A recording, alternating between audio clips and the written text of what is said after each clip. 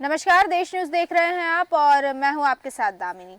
आपका स्वागत है हमारे इस खास कार्यक्रम में। आज भारत में प्रधानमंत्री का पद सबसे ताकतवर और रुतबे वाला होता है। पिछले 77 सालों में पीएम की कुर्सी तक पहुंचने का सपना बहुतों ने देखा होगा, लेकिन इस पर बैठने का मौका अब तक सिर्फ 14 शख्सियत को ही मिला है। किसी को जनता का अपार समर्थन मिला तो किसी को इसके लिए तिकड़म करनी पड़ी। तो आइए आज के इस खास कार्यक्रम में आपको मैं बताऊंगी कि देश के पहले प्रधानमंत्री पंडित जवाहरलाल नेहरू के पीएम बनने की कहानी क्या है। आपको बता दूं कि सिर्फ एक कागज की पर्ची से नेहरू को प्रधानमंत्री बना दिया। कैसे, मैं आपको बताती हूँ।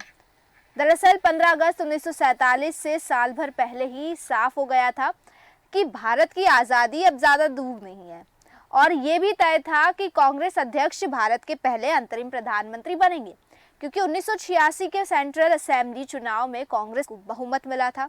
1940 के रामगढ़ अधिवेशन के बाद लगातार 6 सालों से मौलाना अबुल कलाम ही कांग्रेस अध्यक्ष चुने जा रहे थे।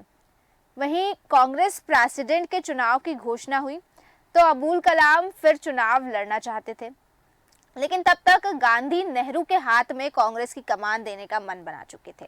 20 अप्रैल 1986 को उन्होंने मौलाना को पत्र लिखकर कहा कि वे एक स्टेटमेंट जारी करें कि अब वे अध्यक्ष नहीं बनना चाहते हैं। गांधी ने साफ कर दिया था कि अगर इस बार मुझसे राय मांगी गई तो मैं पंडित जवाहरलाल नेहरू को ही पसंद करूंगा। इसके कई कारण हैं, उनका मैं जिक्र नहीं करूंगा, लेकिन आपको बता दें कि उस वक्त कांग्रेस महासचिव रहे आचार्य जेवी कृपलानी अपनी किताब Gandhi is life and thoughts में लिखते हैं कि कांग्रेस वर्किंग कमेटी की बैठक 11 दिसंबर 1945 को थी, जिसे आगे बढ़ाकर 19 अप्रैल 1986 में कर दी गई थी। इस दिन कांग्रेस अध्यक्ष का चुनाव होना था। परंपरा के मुताबिक प्रांत की 15 कांग्रेस कमेटियां ही अध्यक्ष के नाम पर प्रस्ताव रखती थी।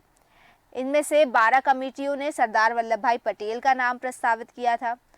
किसी भी कमेटी ने जवाहरलाल नेहरू का जिक्र तक नहीं किया था। वहीं कृपलानी अपनी किताब में लिखते हैं कि मैंने कमेटी के फैसले के बाद सरदार पटेल के नाम वाले प्रस्ताव का पर्चा गांधी जी के सामने पेश किया। गांधी जी ने इसे देखा तो नेहरू का नाम नहीं था। इसके बाद उन्होंने बिना कुछ कहे पर्चा मुझे वापस दे दिया। कृपलानी गांधी जी के साथ लंबे समय से काम कर चुके थे। वे गांधी जी की आंखों से समझ जाते थे कि वे क्या चाहते हैं। वहीं कृपलानी ने नया प्रस्ताव तैयार किया। इसमें पटेल के अलावा नेहरू का भी कांग्रेस का अध्यक्ष बनाए जाने का प्रस्ताव था। इस पर सबने दस्तखत किए। सब जानते थे कि मन से गांधी नेहरू को ही अध्यक्ष और पीएम देखना चाहते हैं, और अब भी मैदान में सरदार वल्लभ भाई पटेल थे। उनके सामने नेहरू का जीतना बेहद मुश्किल था, क्योंकि तमाम लोगों का समर्थन सरदार पटेल के साथ था। वहीं कांग्रेस महासचिव कृपलानी ने गांधी की मर्जी के अनुसार सरदार पटेल के नाम वापसी का एक पत्र बनाया। पटेल ने इस पत्र पर दस्तखत करने से मना कर दिया था। एक तरह से पटेल ने नेहरू का विरोध किया। वो पत्र गांधी के पास पहुंचा तो उसमें पटेल के दस्तखत नहीं थे। उन्होंने पटेल के पास वापस वो पत्र पहुंचाया। इस बार पटेल समझ गए कि गांधी अड़ गए हैं और उन्होंने इस पर दस्तखत कर दिए। नेहरू को निर्विरोध कांग्रेस का अध्यक्ष चुन लिया गया और इस तरह आजाद भारत को पहला अंतरिम प्रधानमंत्री मिला। लेकिन क्या आपको पता है कि आखिर गांधी नेहरू को क्यों पीएम बनाना चाहते थे? वैसे तो नेहरू गांधी के सबसे करीबी माने जाते थे, लेकिन इसके अलावा भी एक वजह है। दरअसल उस समय हिंदुस्तान टाइम्स के लिए काम करने वाले एक वरिष्ठ पत्रकार दुर्गा दास अपनी किताब India from Curzon to Nehru and after में लिखा है कि मैंने गांधी जी से अंतरिम सरकार के नए पीएम को लेकर सरदार के बारे में बात की थी। तब गांधी जी ने कहा था कि नेहरू कभी नंबर 2 पर काम नहीं करेगा। अकेला नेहरू ही उनके कैंप में अंग्रेज है। वो अंग्रेजी तौर तरीके जानते हैं, विदेश में पढ़े हुए हैं, उन्हें विदेश के मामलों की अच्छी समझ है। वहीं उन्होंने ये भी कहा था कि नेहरू अंतर्राष्ट्रीय मामलों में अच्छे से निपट लेंगे। पटेल देश के लिए अच्छे बेहतर साबित हो सकते हैं और देश को अच्छे से चला लेंगे। तो ये दोनों देश को चलाने वाली बैलगाड़ी के 2 बैल होंगे। वहीं दुर्गादास आगे ये भी लिखते हैं कि उन्होंने एक बार डॉक्टर राजेंद्र प्रसाद से इस बारे में चर्चा की थी। तब डॉक्टर राजेंद्र प्रसाद ने कहा था कि गांधी जी ने एक बार फिर से ग्लैमरस के लिए अपने भरोसेमंद लेफ्टिनेंट का बलिदान कर दिया। वहीं वरिष्ठ पत्रकार रशीद किदवई कहते हैं कि नेहरू का एक विजनरी नेता थे। जब उनके हाथ में देश आया तो सब कुछ नया था। उन्हें ही परिस्थितियों और लोगों के साथ मिलकर देश गढ़ना था। गांधी जी जानते थे कि वल्लभ भाई पटेल बूढ़े हो चुके हैं और देश को नई उम्र का नेता चाहिए। नेहरू नई उम्र के होने के साथ साथ पढ़े लिखे थे। आज़ादी के बाद हम वो भारत थे जिसे नेताओं को पूरी दुनिया के साथ एक जाजम पर बैठकर अपने तौर तरीके से आगे बढ़ाना था। कुछ साल बाद ही पटेल का निधन भी हो गया था। ऐसे ये सिद्ध होता है कि गांधी जी का फैसला सही था। तो गांधी के सपोर्ट के बाद पंडित जवाहरलाल नेहरू 14 अगस्त 1947 की आधी रात को अपना फेमस ट्रिस्ट विद डेस्टिनी भाषण दिया और 16 साल 286 दिन तक पीएम बने रहे। पद पर रहते हुए उनका निधन हुआ। तो आज आपको बताते हैं उनके कार्यकाल और उनकी जिंदगी के कुछ सुने अनसुने किस्से। दरअसल जवाहरलाल नेहरू कैम्ब्रिज से वकालत की पढ़ाई कर लौटे थे। कुछ दिनों तक इलाहाबाद हाई कोर्ट में वकालत की, लेकिन फिर ये पेशा छोड़कर गांधी जी के साथ आज़ादी की लड़ाई में कूद गए। उनके पास कोई इनकम नहीं थी। पिता मोतीलाल नेहरू हर महीने उन्हें पैसे दिया करते थे। इसी दौरान दोनों में किसी मुद्दे को लेकर मनमुटाव हो गया। नेहरू के सामने जेब खर्च का संकट हो गया। उर्दू के मशहूर शायर फिराक गोरखपुरी उन दिनों कांग्रेस ऑफिस आनंद भवन में जवाहरलाल नेहरू के साथ काम करते थे। फिराक गोरखपुरी ने अपने एक संस्मरण में लिखा है कि एक बार गांधी जी ने नेहरू को खत लिखा था जिसे मैंने चोरी से पढ़ लिया था। 15 सितंबर 1924 का ये पत्र जवाहरलाल नेहरू की किताब कुछ पुरानी चिट्ठियां में प्रकाशित हुआ था। इसमें गांधी जी ने जवाहर को लिखा था कि मैं जानता हूं तुम इन चीज़ों का बहादुरी से मुकाबला करोगे। अभी तो पिताजी यानी कि मोतीलाल नेहरू चिढ़े हुए हैं। मैं नहीं चाहता कि तुम या मैं उनकी झुंझलाहट बढ़ाने का जरा भी मौका दें। संभव हो तो उनसे बात करो। क्या तुम्हारे लिए कुछ रुपए का बंदोबस्त करूं? तुम कुछ कमाई का काम हाथ में ले लो। कुछ समाचार पत्रों के संवाददाता बनोगे या फिर अध्यापक पकी करोगे। सुभाष कश्यप ने अपनी किताब Jawaharlal Nehru his life work and legacy में ब्रिटेन के पीएम सर विंस्टन चर्चिल और नेहरू की मुलाकात के बारे में भी लिखा है। ये वो दौर था जब देश आज़ाद हो चुका था और नेहरू प्रधानमंत्री थे। विंस्टन चर्चिल नेहरू के आलोचक थे। आलोचक क्या, एक तरह से दुश्मन थे। 1950 में दोनों पहली बार मिले थे और दिल खोलकर एक दूसरे से बात कर रहे थे। वहीं चर्चिल ने गुलामी याद करते हुए नेहरू से पूछा, तुम कितने दिन ब्रिटिश जेलों में सड़ते रहे?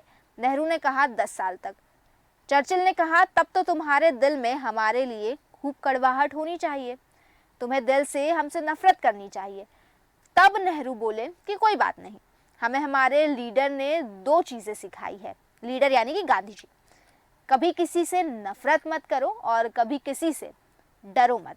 आपको भी पता है कि हम ना आपसे डरते हैं और हाँ, नफरत तो कतई नहीं करते। ये चीज कही थी पंडित जवाहरलाल नेहरू ने। वहीं लाल बहादुर शास्त्री की बायोग्राफी लिखने वाले सीपी श्रीवास्तव अपनी किताब a life of truth in politics में लिखते हैं कि नेहरू जब दूसरी बार प्रधानमंत्री चुने गए तो वे अपने काम से बोर हो गए थे। उन्होंने सोचा कि अब किसी और को प्रधानमंत्री बनने का मौका दिया जाना चाहिए। 19 अप्रैल 1958 को कांग्रेस संसदीय दल की बैठक थी। इसमें नेहरू ने कहा था कि वे प्रधानमंत्री पद से इस्तीफा देना चाहते हैं।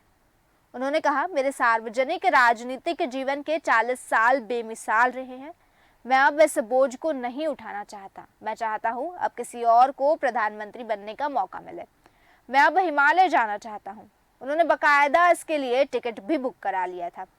उन्होंने कांग्रेस नेताओं को बताने से पहले इस्तीफा राष्ट्रपति राजेंद्र प्रसाद को भेज दिया था। राष्ट्रपति को नेहरू पहले ही इस्तीफे वाली बात बता चुके थे। वहीं कांग्रेस सांसद और लेखक शशि थरूर ने इस घटनाक्रम की पुष्टि भी की है। एक कार्यक्रम में उन्होंने बताया था कि नेहरू 6 महीने के लिए अपने प्रिय जगह हिमालय जाने वाले थे, लेकिन कांग्रेस वर्किंग कमेटी ने उनके इस्तीफे को अस्वीकार कर दिया। कांग्रेस नेताओं ने कहा कि आपको ही देश चलाना पड़ेगा। इसके बाद नेहरू ने इस्तीफा वापस ले लिया था। तब तक इस्तीफे की खबर पूरी दुनिया में फैल चुकी थी। वो आज का दौर नहीं था। नेहरू का इस्तीफा वापस लेने की खबर 2-3 दिन बाद दूसरे देशों में गई तो उस समय हजारों टेलीग्राम आए। उसमें नेहरू को इस्तीफा वापस लेने की बधाई दी गई थी। वहीं 20 नवंबर 1962 को प्रधानमंत्री नेहरू ने चीन के साथ युद्ध में भारत की हार स्वीकार कर ली थी। युद्ध शुरू होने से पहले तक उन्हें भरोसा था कि चीन उनका दोस्त है। जवाहरलाल नेहरू एक बायोग्राफी में सर्वपल्ली गोपाल लिखते हैं कि तत्कालीन राष्ट्रपति एस राधाकृष्णन ने अपनी ही सरकार पर गंभीर आरोप लगाए थे। उन्होंने नेहरू के फैसले पर सवाल उठाए थे। एक के बाद एक सरकार और कांग्रेस नेता दबी जुबान में चीन युद्ध के लिए नेहरू को जिम्मेदार मानते रहे। नेहरू गंभीर रूप से बीमार हो गए थे। उन्हें स्वास्थ्य लाभ के लिए करीब 1 साल कश्मीर में रहना पड़ा था। वे साल भर में भले ही शारीरिक रूप से ठीक हो गए थे, लेकिन मानसिक रूप से टूट चुके थे। वे मई 1964 को दिल्ली लौटे और 27 मई को जब बाथरूम से लौटे तो पीठ दर्द की शिकायत की, जिसके बाद तुरंत डॉक्टरों को बुलाया गया। इतने में वे बेहोश हो चुके थे।